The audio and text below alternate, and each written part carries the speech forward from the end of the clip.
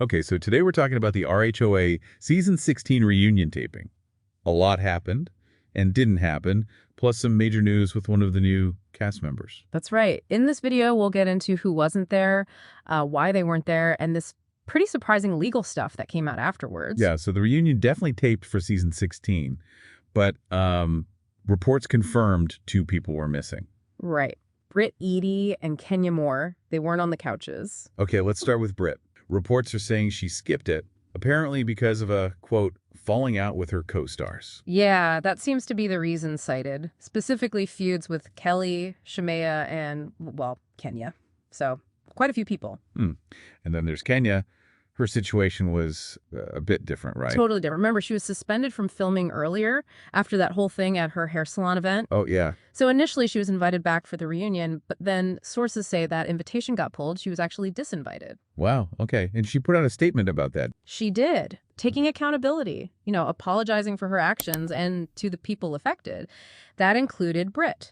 Okay, so that covers the absences. But then, after the reunion was done taping, Brit Eady dropped something pretty big. Yeah, this is where it gets really interesting. Brit posted a statement online, and she claimed that the graphic photo shown back in episode 5 at Kenya's event, The one that caused the whole suspension. that very one, she claimed it wasn't actually her in the photo. Wait, what? So her reasoning was? Well, she explained that at the time, people told her about the photo, described it to her, and based on those descriptions, she just assumed it was her. That's why she reacted the way she did on camera. Okay. But she says she only saw the actual photo much more recently, and when she finally saw it, she realized, hey, that's not me. And this statement comes out after the reunion taping. She decided not to attend.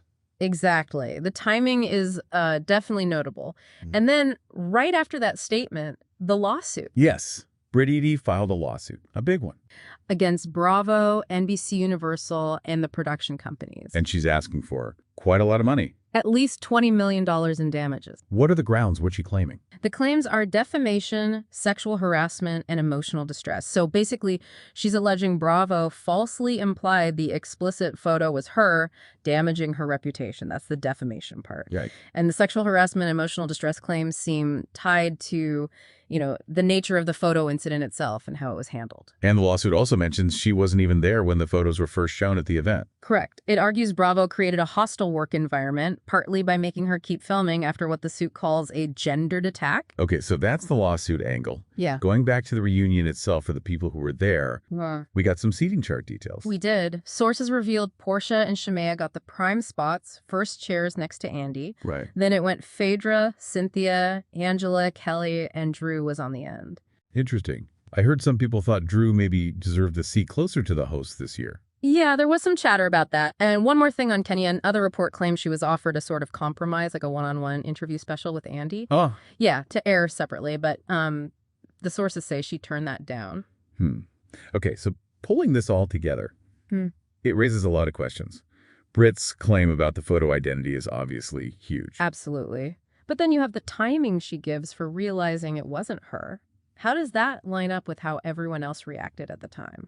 They seem to think it was her then. True.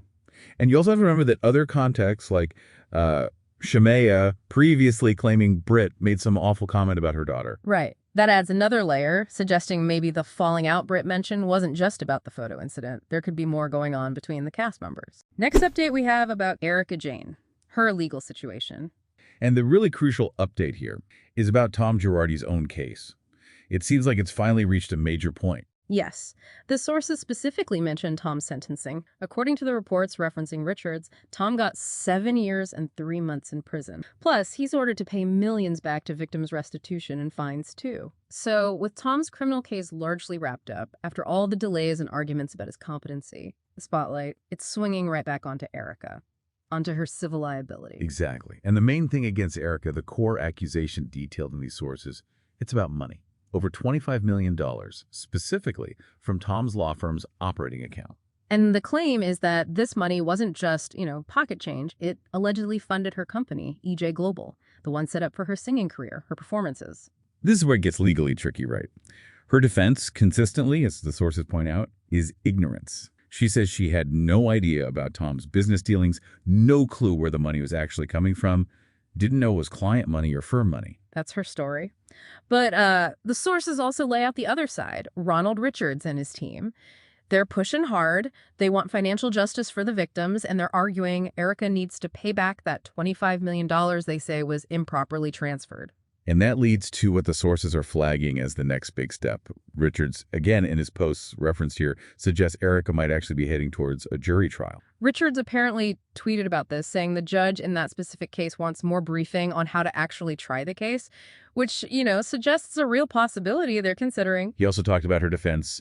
Again, the money went to EJ Global argument, but Richards, well, he didn't mince words. He tweeted, "This defense is definitely a loser." Coming from a lawyer involved in the case. And he also suggested, based on his read of the situation in the sources, that her best strategy might just be to keep delaying. Interesting. Did he add anything else? Yeah, a couple of more personal notes, apparently, writing that money is tight for her now and she hates paying her own legal bills. And he used that phrase he often uses about her, walls keep closing. The sources do say Erika's staying quiet right now, keeping mum on these latest developments. But you have to wonder, right, if a $25 million jury trial is genuinely on the table, how long can she stay silent? And of course, there's the reality TV angle. One source observed that this whole escalating legal drama, it could easily become her main storyline for Real Housewives of Beverly Hills Season 15. Yeah, you can almost see it now. Next update we have about Lexi Wood. Sounds like she won't be back after just the one season. One season, wow. Did she say anything about why? She did, yeah. She put out a statement, on social media. Okay. And she said something like, well, it wasn't the summer I signed up for, but it definitely taught me a lot.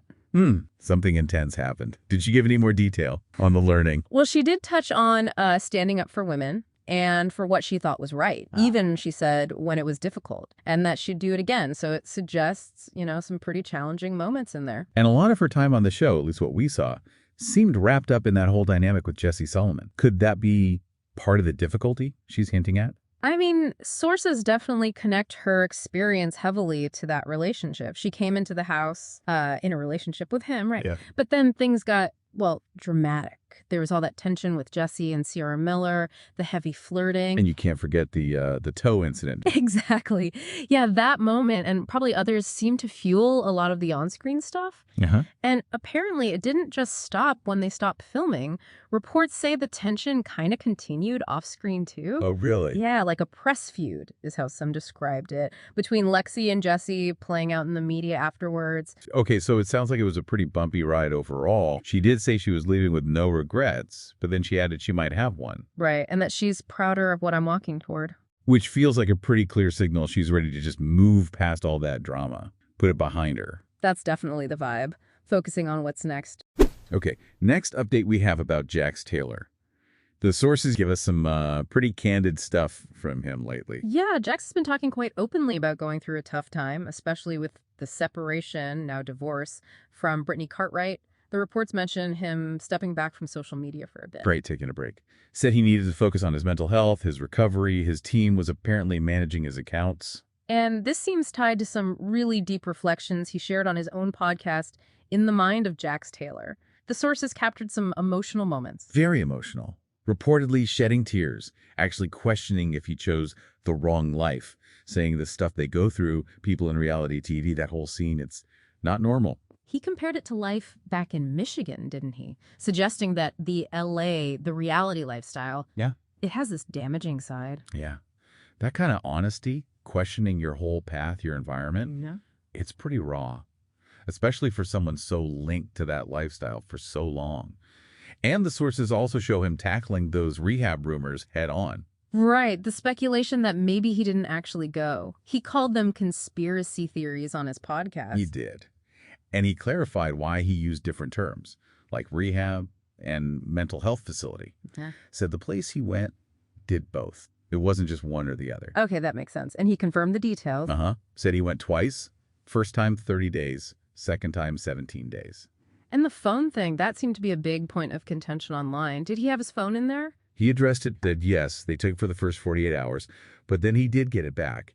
He admitted, looking back, maybe he shouldn't have had it the whole time, but they gave it to him. But crucially, he said he used it in the wrong way, specifically texting Brittany, which he acknowledged he shouldn't have been doing while trying to focus on recovery. And he pushed back hard on the rumors that he wasn't even at the facility, like people saying he was faking it, hiding out somewhere else. Yeah, strongly denied that. Said he paid for it himself. It was not court-ordered. He even offered a theory like maybe because it was voluntary, the facility was a bit more lenient, which might explain the phone access later on. It sounds like, yes, he had the phone, but admits it caused problems, particularly with his relationship stuff at the time. Okay, next update we have about Katie Maloney. Another Vanderpump Rules name, and her personal life, specifically her new relationship, has been making waves. Yes, the sources cover Katie and her relationship with Nick Martin. He's the vocalist and guitarist for the band Sleeping with Sirens. She talked about it recently on Nick Vial's podcast, The Vial Files. And reports from that say she sounds really happy. Yeah, confirmed she's super happy, so in love. And she made a point, apparently, to distinguish this happiness from anything related to her ex, Tom Schwartz. Like, this is separate. This is new. Good for her. But as often happens, the public scrutiny comes fast, right? The sources mention a specific online spat. A fan accused Nick of cheating on his ex to be with Katie. Exactly. And Katie's response, quoted in the sources, was pretty direct. She just replied, literally did not happen, lol. Okay, shutting it down. Simple and clear. Uh-huh. And there was another online thing mentioned. A fan kind of questioned Nick's rock star credentials. Listed off legends like Bon Jovi, Springsteen, Metallica's James Hetfield, basically implying Nick wasn't in that league. Ouch. How did Katie react to that? Even stronger. The source quotes her calling the commenter Shelly and telling them pretty bluntly, go take your hating it on a walk. Whoa. Okay, she's definitely protective of him in the relationship, not taking any negativity. Seems that way. And she mentioned he's going to be on her podcast, the one she does with Dana Kathan. Yeah, plans for him to appear after his tour finishes up. Next update we have about relationship shifts. Some other familiar faces going through big changes. Let's start with Yolanda Hadid. Right. The sources report that the RHOBH alum ended her engagement to Joseph Jingoli, which is significant because they were together for, 6 years? 6 years, yeah. That's a long time. And the reports say the split actually happened pretty quietly back in January of this year. A source told People magazine they remain friends and have fond memories. Sounds amicable.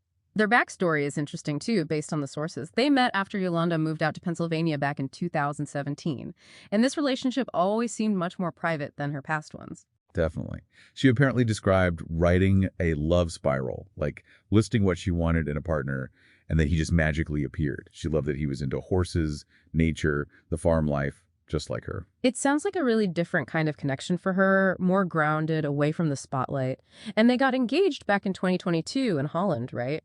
But kept it secret. Yeah, kept it totally private until early 2024, which makes the timing of the split, reportedly just months after finally revealing the engagement, kind of striking. It does. And Yolanda herself hasn't said anything publicly about the breakup yet, according to the sources.